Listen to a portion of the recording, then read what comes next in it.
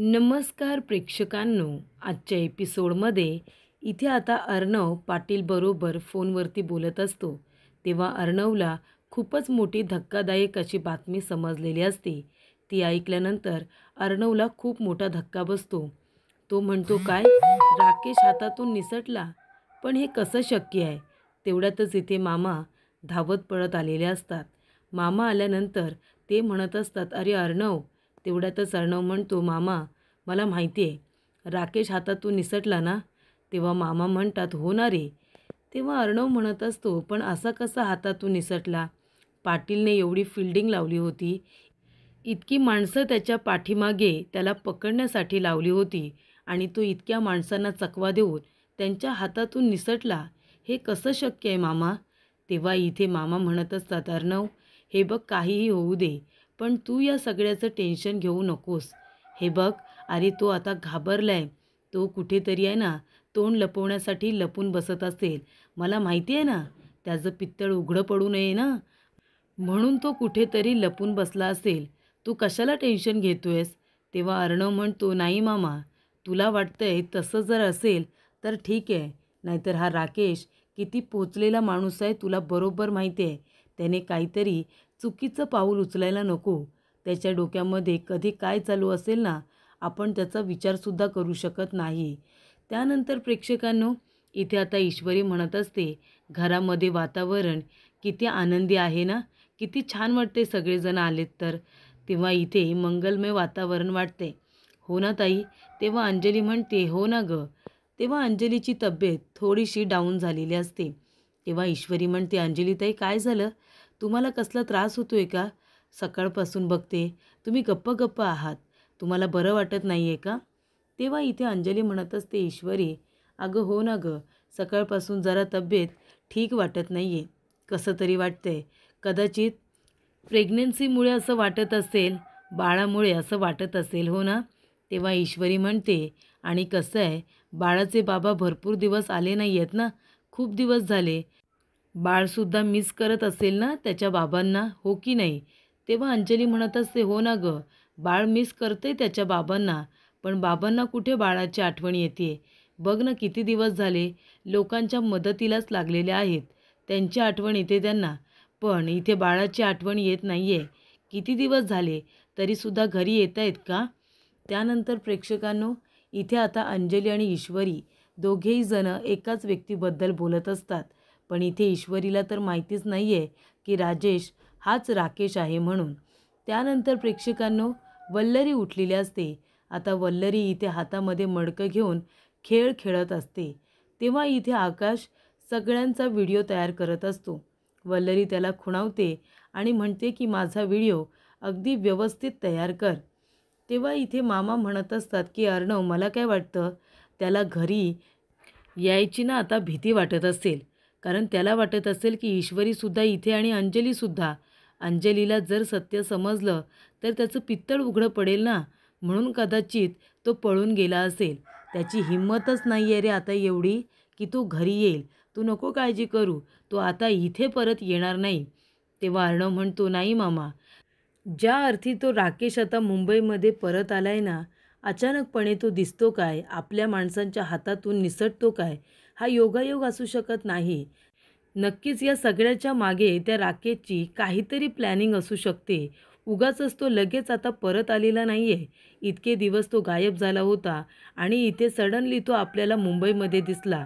मला तर असं वाटतं की या सगळ्याच्या मागे ना नक्कीच त्याचं काहीतरी प्लॅनिंग असेल. आपण त्याला इतकं हलक्यात घ्यायला नको मामा. त्याच्या डोक्यात आणि मनात काय चाललं आहे ना, याचा आपण अंदाजसुद्धा घेऊ शकत नाही. नक्की त्याचा हेतू काय आहे हे आपल्या लक्षात आलं पाहिजे. पण काहीही झालं तरीसुद्धा तो इथे आला नाही पाहिजे, असं अर्णव म्हणत असतो. तेव्हा प्रेक्षकांनो, इथे आता ईश्वरीला एक ओवी म्हणायला सांगितलेली असते. ईश्वरी उभी राहते. तेव्हा वल्लरी आणि त्याचबरोबर आजी दोघीसुद्धा तिच्याकडे वर खाली बघायला लागतात, कारण त्या दोघींनासुद्धा ईश्वरीचा राग येत असतो.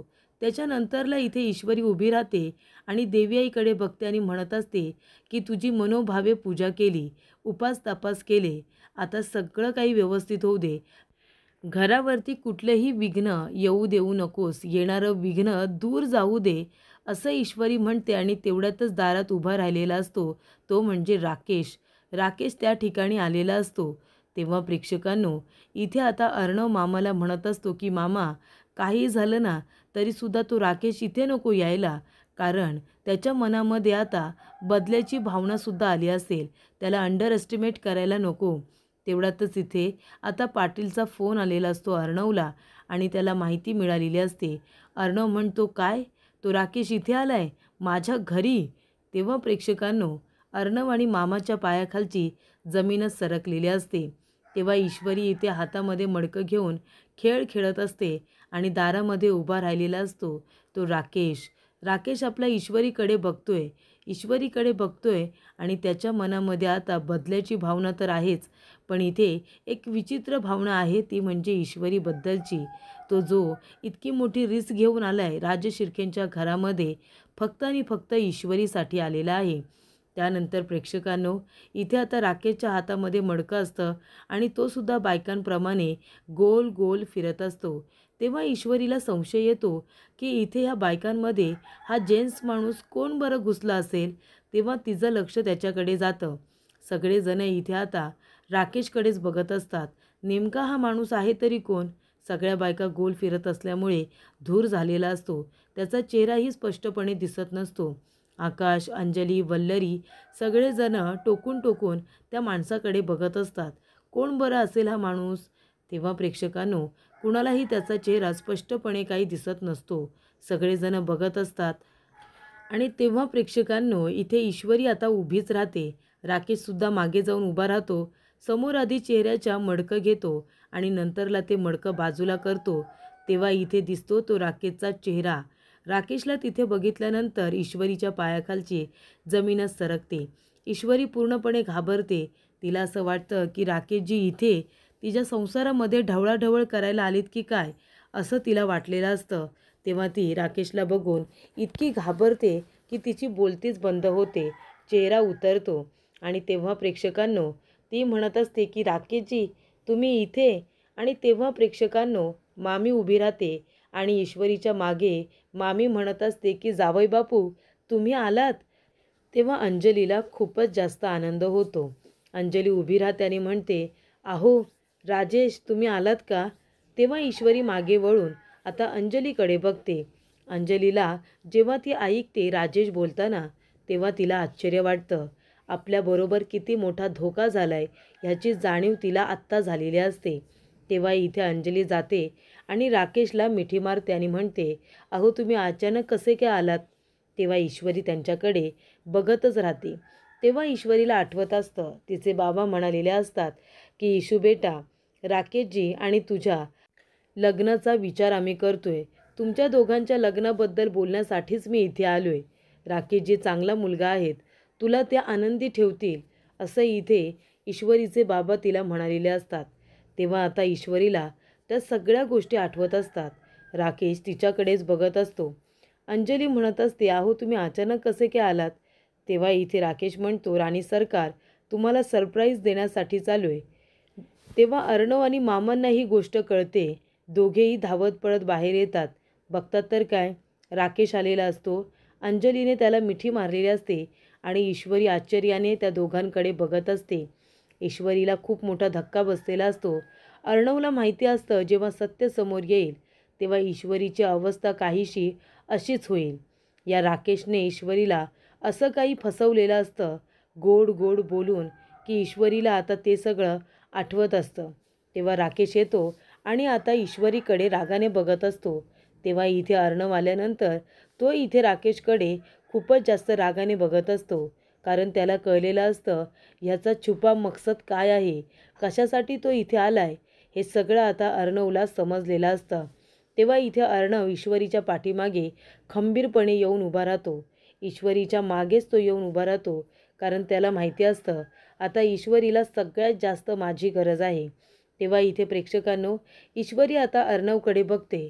तेव्हा अर्णव तिला सांगतो, मला तुला हेच सांगायचं होतं, पण तू माझं काही ऐकूनच घेतलं नाहीस. तो असं आपल्या नजरेतूनच तिला सांगतो. तेव्हा प्रेक्षकांनो, मामाला तर सगळंच काही माहिती असतं. स्टार्टिंगपासून ते एंडिंगपर्यंत मामांना जे जे काही घडलेलं असतं सगळं माहिती असतं. त्यामुळे आता ईश्वरीची काय अवस्था असेल या सिच्युएशनला हे सुद्धा मामांना कळलेलं असतं. त्यामुळे प्रेक्षकांनो, इथे आता ईश्वरी अर्णवकडे बघते तेव्हा तिला आठवतं, अर्णव तिला खूप वेळा म्हणालेला असतो की मला तुला काहीतरी महत्त्वाचं सांगायचं आहे, प्लीज मी जिंदोर एकदा ऐकून घे. तो राकेश. तेव्हा ईश्वरी म्हणते, राकेशबद्दल एक शब्दसुद्धा बोलू नका, मला काही ऐकून घ्यायचं नाही आहे. राकेशजींबरोबर लग्न मी करणारच. तेव्हा अर्णव म्हणतो, राकेश हा चांगला मुलगा नाही आहे, त्याच्याशी लग्न करू नकोस. तेव्हा ईश्वरी म्हणते, माझं आणि त्यांचं लग्न विधिलिखित आहे, ते कुणीही बदलणार नाही. माझ्या बाबांनी राकेशजींची निवड केली आणि आता काहीही झालं तरीसुद्धा मी राकेशजींबरोबरच लग्न करणार. अशा पद्धतीने जी काही उद्धटपणे ईश्वरीने उत्तरं दिलेली असतात ती सगळी आता तिला आठवत असतात. तेव्हा अर्णव म्हणत असतो, अगं अंजलीताई. तेव्हा ईश्वरी म्हणते, एक मिनिट, अंजलीताईंचं नाव घेतल्यानंतर मी तुमचं बोलणं ऐकून घेईन आणि तुम्ही जे काही बोलाल ते मी ऐकेन. असं जर तुम्हाला वाटत असेल ना तर तसं अजिबात होणार नाही हां. प्लीज काही बोलू नका. मी तुमचं काही ऐकून घेणार नाही आहे. आणि तुम्ही कोण आहात? मी कुणाशी लग्न करायचं आणि कुणाशी नाही आहे सांगणारे? मला ज्याच्याशी वाटेल मी त्याच्याशी लग्न करेन. मी तुमचं ऐकणार नाही आहे, एवढं महत्त्व मी तुम्हाला देतच नाही. तेव्हा इथे आता लग्नाच्या वेळीसुद्धा तो तिला लॉजवरती घेऊन आलेला असतो. तेव्हासुद्धा अर्णव तिला थांबवायला जातो. तेव्हा तो म्हणत असतो, अगं अंजलीताई आणि राकेश. तेव्हा ती म्हणते, एक मिनिट, अंजलीताईंचं नाव घेऊ नका आणि तुम्ही इथे कशाला आलायत? तेव्हा इथे अर्णव म्हणतो की जेव्हा जेव्हा मी तुझ्या घरी आलो आहे मी सिंदोर, तेव्हा तेव्हा माझी आणि राकेशची भेट का झाली नाही आहे ना, त्याचा जरा विचार कर प्लीज. तेव्हा इथे ईश्वरी त्या गोष्टीचा विचार ती अजिबातच करत नाही. फक्त ती एका गोष्टीचा विचार करते, अर्णवचा अपमान कधी करायचा, त्याच्याशी उद्धट कधी बोलायचं, माझ्या बाबांचा अपघात त्यानेच घडून आणला, त्याला इथे त्रास कसा द्यायचा, याचा विचारच फक्त ती करत असते. पण हा राकेश नक्की कोण आहे, अर्णव त्याच्याबद्दल काय सांगण्याचा प्रयत्न करतोय, याचा विचार तर ईश्वरीने अजिबातच केलेला नसतो. फक्त अर्णवबद्दल मनामध्ये गैरसमज आणि वाईट विचार एवढंच तिने सुरू ठेवलेलं असतं. पण आता सगळं काही तिच्या समोर आलेलं असतं. राकेशला बघितल्यानंतर सगळ्या गोष्टी आता तिला कळतात. जेव्हा अंजली इथे त्याला राजेश म्हणते तेव्हा इथे ईश्वरीचे डोळे उघडतात. तिला आता वाटतं की ठीक आहे बाबा, आत्ता मला सगळं कळलं की इथे अर्णवला हे लग्न का होऊ द्यायचं नव्हतं, अर्णव मला हे लग्न करण्यापासून का अडवत होता. या सगळ्या गोष्टी आता ईश्वरीच्या लख्खपणे समोर आलेल्या असतात. आणि तेव्हा प्रेक्षकांनो, ईश्वरीच्या मेंदूवरती असा काही ताण येतो, तिला चक्कर येते आणि ती खाली जमिनीवरती कोसळते. तेव्हा प्रेक्षकांनो, इथे आता अंजली म्हणते, अगं ईश्वरी काय झालं तुला? ईश्वरीला चक्कर का आली? तर तिची तब्येत तर ठीक आहे ना? तेव्हा प्रेक्षकांनो, अंजली म्हणत असते, मामा काय झालं ईश्वरीला? मामा म्हणतात, काही नाही, तिला इथे धक्का बसला असेल, नाही का, त्रास झाला असेल तिला. तेव्हा अंजली म्हणते, कसला त्रास? तेव्हा मामा म्हणतात, नाही गं, धूर आहे ना इथे, खूप धुराचा त्रास झाला असेल. अर्णव तू एक काम कर, ईश्वरीला उचल आणि जा बरं आतमध्ये घेऊन जा, तुझ्या रूममध्ये घेऊन जा, तिला त्रास होतोय धुराचा. तेव्हा प्रेक्षकांनो, इथे आता अर्णव ईश्वरीला उचलतो, तिला उचलतो आणि राकेशकडे बघा, इथे रागानेच बघतोय तो, कारण त्याला कळलं आहे इथे राकेशचा आता येण्यामागे हेतू काय आहे, त्याला बरोबर कळलेलं असतं. तेव्हा प्रेक्षकांनो, अर्णव ईश्वरीला घेऊन आता त्याच्या बेडरूममध्ये जातो. तेव्हा इथे ईश्वरी डोळे उघडायलाच तयार नसते, ती बेशुद्ध झालेली असते. अंजली म्हणत असते, ईश्वरी अगं डोळे उघड ना, काय झालं तुला? ईश्वरी डोळे उघड ना. आकाश, अरे बघतोयस काय? डॉक्टरांना फोन कर, डॉक्टरांना लवकरात लवकर घरी बोलावून घे, तिला का चक्कर आली असेल, खरंच काही कळतच नाही आहे. तेव्हा इथे अर्णव म्हणतो, ताई प्लीज प्लीज तू नको काळजी करू, ईश्वरीला काही होणार नाही आहे, डॉक्टरांना बोलवतायत ना. तेव्हा अंजली म्हणत असते, अरे हो, पण काय झालं असेल अचानकपणे. तेवढ्यातच प्रेक्षकांनो, इथे आता आलेला असतो राकेश. राकेश येतो आणि त्यांच्याकडे बघत असतो. तो म्हणतो, अरे चिंटू, काय झालं आहे? अर्णव, अरे ईश्वरी मला बघितलं आणि तिला लगेच चक्कर आली, सगळं काही ठीक आहे ना? बरं वाटतंय का त्यांना आता, की मी येऊ बघायला? तेव्हा इथे अर्णव आता उठूनच उभा राहतो. अंजली म्हणत असते, अरे अर्णव तू काय बघतोयस, जा ना रे, डॉक्टरांना लवकरात लवकर बोलून आण ना. मला भीती वाटते खूप. तेव्हा इथे अर्णव म्हणतो, हो ताई, मी आलोच त्यांना फोन करून. तेव्हा इथे अर्णव त्या राकेशचा हात पकडतो, त्याला खेचत खेचत बाहेर घेऊन येतो आणि डायरेक्ट घराच्या बाहेरच त्याला काढतो आणि म्हणतो, काय करतोयस तू इथे? काय करतोयस? आत्ताच्या आत्ता चालता हो, कळलं का? निघ इथून, निघ. तेव्हा इथे राकेश म्हणत असतो, अरे काय हे चिंटुकल्या, मला घरातून बाहेर काढतोयस तू? आणि कुठे जायचं आहे मी? अरे हेच तर घर आहे माझं, मी इथेच राहतो ना तुझ्या ताईबरोबर. मग तू मला इथून जायला सांगतोयस? खरंच मी जाईन का इथून? तेव्हा इथे अंजली आता ईश्वरीला शुद्धीवरती आणण्याचं काम करत असते. अर्णवने सुद्धा तिच्या तोंडावरती पाणी वगैरे मारलेलं असतं, पण ते अजिबात डोळे उघडत नाही. तेव्हा प्रेक्षकांनो, इथे आता अर्णव म्हणत असतो, तू का आलायस इथे? मी सिंदूरला त्रास द्यायला? तेव्हा इथे राकेश म्हणतो, अरे इथे यायचं नव्हतं रे मला, पण कसं आहे ना, काही गोष्टी खेचत आपल्याला इथे घेऊन येतातच, जशी की माझी इंदोरी जिलेबी. अर्णव म्हणतो, एक मिनिट, तिचं नावसुद्धा तोंडातून घ्यायचं नाही आहे, बिलकुल तिचं नाव तोंडात घ्यायचं नाही आणि तिच्यापासून लांब राहायचं. जर तिच्या आजूबाजूला तरी फिरकलास ना, तरीसुद्धा माझ्यापेक्षा वाईट कुणीही नसेल, ही एक गोष्ट तू लक्षात ठेव. तेव्हा राकेश म्हणत असतो, काय रे चिंटुकल्या, तुला काय वाटलं मी इथे का आलो आहे? फक्त शांतपणे तुझ्याकडे बघत बसायला? तू जो काही गेम खेळला आहेस ते बघायला आलो आहे मी इथे, अप्रिशिएट करायला आलो आहे. मी तुला इथे आता चेतावणी द्यायला आलो आहे की इथे गेम तू सुरू केला असशील, पण त्याचा शेवट मात्र मिक्स करणार. अरे आत्ताचा फक्त इंटरवल झाला आहे रे, अजून बाकीचा पिक्चर तर बाकी आहे. आता फक्त टॉस झाला आहे, बाकीची क्रिकेट मॅच पूर्णपणे बाकी होती. आता टॉस तू जिंकलास म्हणून बाकीची मॅच तूच जिंकणार आहेस असं नाही ना. आता मी आलो आहे, आता माझी इंदोरी जिलेबी आणि मी. तेव्हा अर्णव म्हणतो, तिचं नाव जरी तोंडात घेतलंस ना, तरीसुद्धा तुझी जीभ कापून टाकेन ना, तुला कापून टाकेन. तेव्हा राकेश म्हणतो, काय रे अर्णव, कापून टाकेन, मारून टाकेन, इतकं सोपं आहे का ते? तू मला मारून टाकशील आणि मग तुझी जी बहीण आहे, ती मूर्ख बहीण, ती विधवा होणार नाही का मला मारल्यानंतर? अरे जरा तरी विचार कर. आता या घरामध्ये आलो आहे मी अर्णव, आणि का आलो आहे तुला कळलंच असेल ना. खेळायला आता मज्जा येईल. मी कुठे जाणार आहे? हेच तर घर आहे ना माझं. आज ना उद्या मला इथे परत यायचंच होतं, पण आता आहे ना समोरासमोर खेळायला मज्जा येईल. जे डावपेच तू नंतर खेळत होतास मला त्रास देण्यासाठी, आता ते समोरासमोर खेळूया ना. बघूया कोण जिंकणार आहे ते एक गेम. हे बघ, तुला असं वाटत असेल की बाजी सगळी तुझ्या हातामध्ये आली आहे, पण तसं काही नाही आहे. अजून खूप खेळ बाकी आहे. आता तर फक्त सुरुवात झाली आहे. बाकीचा गेम सगळ्याच्या सगळा बाकी आहे. कळते का तुला चिंटुकल्या? आता तुझ्यासमोर खेळायला आहे ना खूपच जास्त मज्जा येईल. त्यानंतर प्रेक्षकांनो, इथे आता अर्णव विचारात बसलेला असतो. राकेशला बघितल्यानंतर ईश्वरीला चक्कर येते. त्यामुळे इथे ईश्वरीला किती त्रास झाला असेल या गोष्टीचा, याची जाणीव बरोबर अर्णवला असते. ते सगळं आता अर्णवला आठवत असतं. तेव्हा प्रेक्षकांनो, इथे आता ईश्वरीला आलेली चक्कर, तिला बसलेला धक्का, या सगळ्या गोष्टी आता अर्णवला आठवत असतात आणि अर्णव शांतपणे बसलेला असतो. तेव्हा तिथे येते अंजली. अंजली बघते तर काय, अर्णव एकटा शांतपणे विचार करत बसलेला असतो. तेव्हा ती येते आणि अर्णवच्या खांद्यावरती आपला हात ठेवते. तेव्हा अर्णव बघतो आपली बहीण आहे. तेव्हा तिला व्यवस्थित सावकाश बसवतो आणि तो विचारत असतो.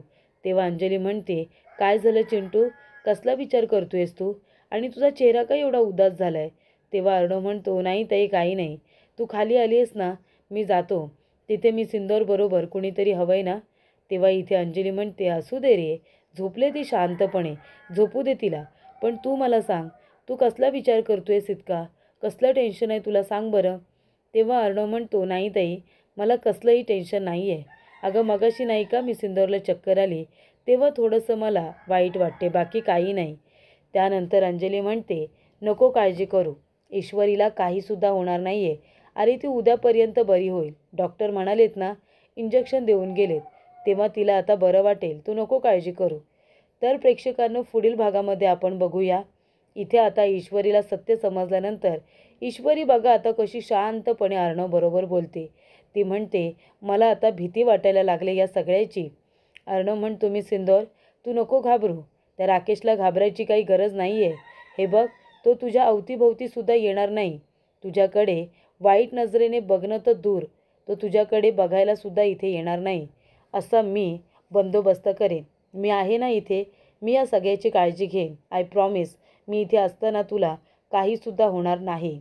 तेव्हा इथे आता अर्णव मामांना म्हणत असतो की मामा, ताईची काळजी तुला घ्यायची आहे आणि त्या घर जावई बापूची काळजी मी घेतो. त्याला इथे पाहुणचार घेण्याची खूपच जास्त हौस आहे ना. आता तो या घरामध्ये खूप दिवसांनी परत आला आहे. मग तो काय डिझर्व करतो? चांगला पाहुणचार डिझर्व करतो. मामा म्हणतात, काय नक्की करणार काय आहेस तू?